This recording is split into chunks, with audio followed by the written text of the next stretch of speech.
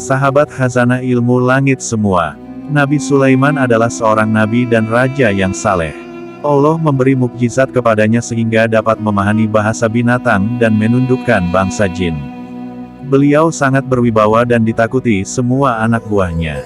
Suatu ketika, Nabi Sulaiman mengumpulkan seluruh tentaranya yang terdiri dari manusia, binatang, dan para jin. Mereka semua berkumpul memenuhi undangan sang raja di balai. Semua jenis binatang, besar dan kecil datang menghadiri pertemuan itu. Setelah semua diperiksa, maka Nabi Sulaiman mengetahui bahwa burung hudhud ternyata tidak hadir. Sebenarnya burung hudhud ini adalah mata-mata pasukan Nabi Sulaiman, yang bertugas mencari informasi sebanyak-banyaknya tentang apa saja yang patut diketahui oleh Nabi Sulaiman. Melihat keterlambatan burung hudhud ini, Nabi Sulaiman terlihat agak jengkel sambil bertanya, "Di manakah burung hudhud, mengapa belum kelihatan?" Padahal tugasnya sangat penting, yakni mencari sumber mata air baru. Melihat hal ini, semua pasukan yang hadir tidak berani menjawab.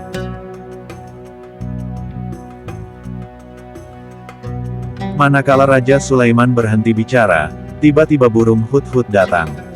Tampaknya ia habis terbang jauh dan dengan kecepatan tinggi, hingga ia tersengal-sengal. "Wahai hudhud, tidakkah kau sadari kesalahanmu?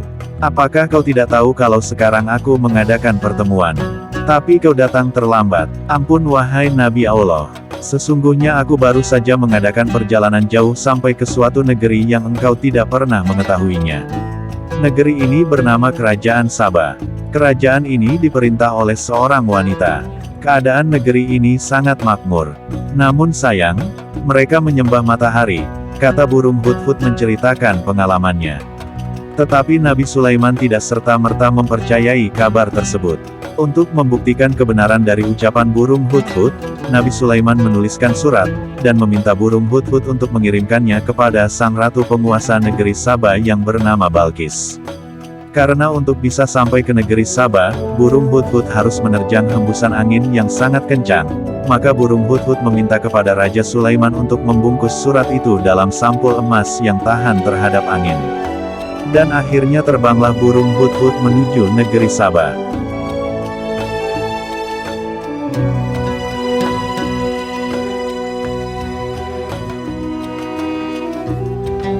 Tibalah burung hudhud di negeri Saba. Sesampainya di sana, diam-diam burung hudhud menjatuhkan surat itu tepat mengenai kepala sang ratu hingga membuatnya terbangun.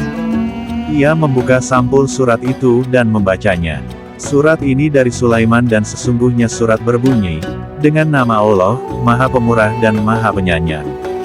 Bahwa janganlah kamu sekalian sombong terhadapku dan datanglah kepadaku sebagai orang-orang yang berserah diri."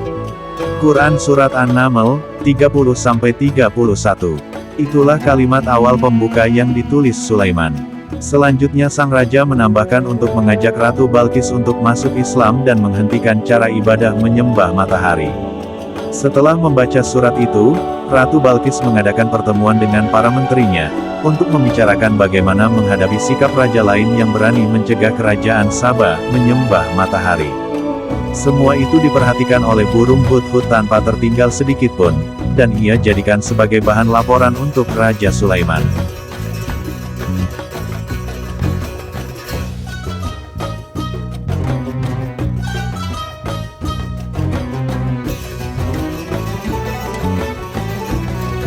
Kembalilah burung hudhud ke Nabi Sulaiman. Melihat burung hudhud kelelahan akibat terbang dalam jarak jauh, Nabi Sulaiman pun menjulurkan tangannya sehingga burung hudhud bisa hinggap di tangan Nabi Sulaiman. Beliau kemudian berkata, "Hai hudhud, sampaikanlah laporanmu kepadaku." Kemudian burung hudhud menceritakan semuanya dari mulai sang ratu membuka surat hingga mengumpulkan semua menterinya untuk membicarakan langkah apa yang akan diambil sehubungan surat Nabi Sulaiman tersebut. Sang ratu meminta saran yang terbaik dari para menterinya. Rupanya sang ratu merasa khawatir, bila Sulaiman beserta bala tentaranya akan menyerang negeri Saba. Untuk itu, Ratu Balqis berkeinginan untuk mengirimkan seorang utusan kepada Nabi Sulaiman sambil membawa hadiah-hadiah yang menarik. Mendengar cerita hudhud, Nabi Sulaiman pun tersenyum.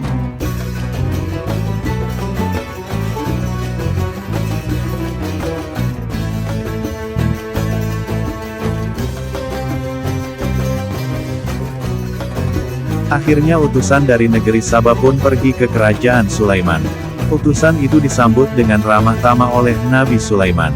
Setelah mendengar uraian utusan itu, maka Raja Sulaiman pun berkata, "Kembalilah kamu dengan hadiah-hadiah ini kepada ratumu. Katakanlah kepadanya bahwa Allah telah memberiku rezeki dan kekayaan yang melimpah ruah dan mengaruniaiku nikmat yang tidak diberikan kepada makhluknya yang lain. Selain itu aku telah diutus sebagai nabi dan rasulnya dan dianugerahi kerajaan yang luas serta kekuasaanku meliputi jin dan binatang-binatang." Utusan Ratu Balkis segera kembali ke negerinya dan langsung menemui ratunya. Sementara sang ratu terperanjat mendengarkan cerita tentang kerajaan Sulaiman dan utusannya. Diam-diam Ratu Balkis sangat ingin melihat dari dekat bagaimana kerajaan Sulaiman, dalam hatinya ingin menaklukkan dan menguasai kerajaan itu.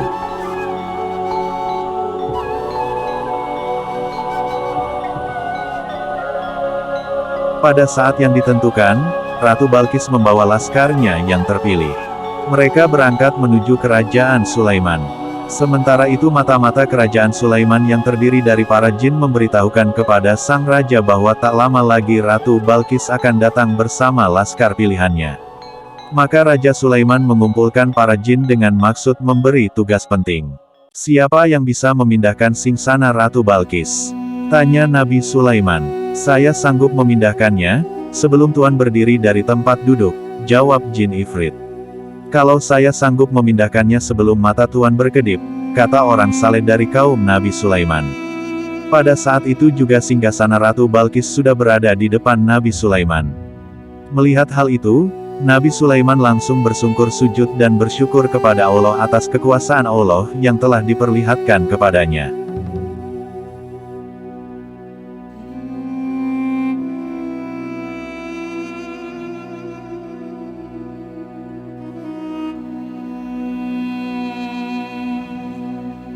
Beliau pun memerintahkan bangsa jin untuk membangun sebuah istana yang sangat indah.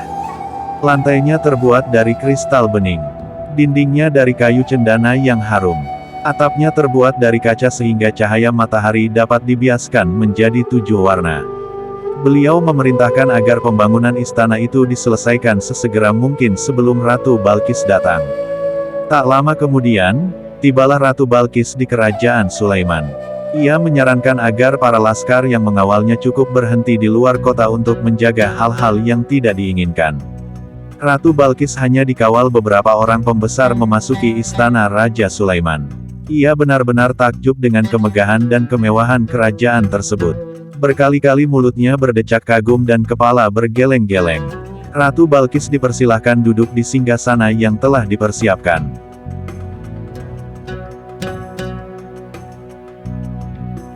"Wah, rasanya seperti singgasana di kerajaanku," gumam Balkis terkagum-kagum.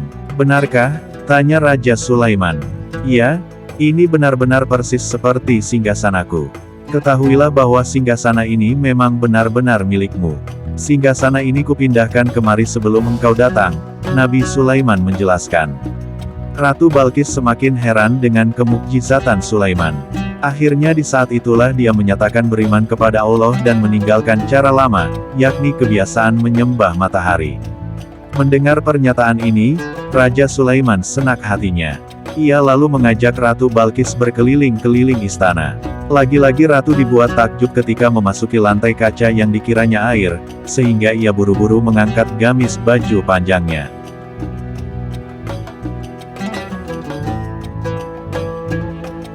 "Tak usah mengangkat gamismu, ini bukan air, tetapi hanya lantai kaca," kata Sulaiman sambil tersenyum.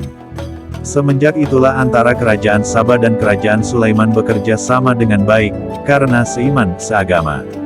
Ratu Balkis mengharuskan rakyatnya memeluk agama Nabi Sulaiman alaihi salam Islam. Akhirnya Ratu Balkis yang cantik itu pun diperistri oleh Nabi Sulaiman, dan kerajaan dijadikan satu. Wallahu alam, bishawab.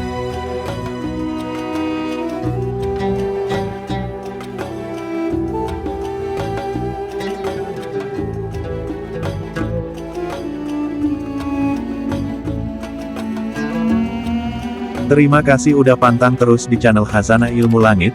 Jangan lupa pencet tombol loncengnya agar tidak ketinggalan video-video menarik selanjutnya. Akhirnya admin undur diri. Wassalamualaikum warahmatullahi wabarakatuh.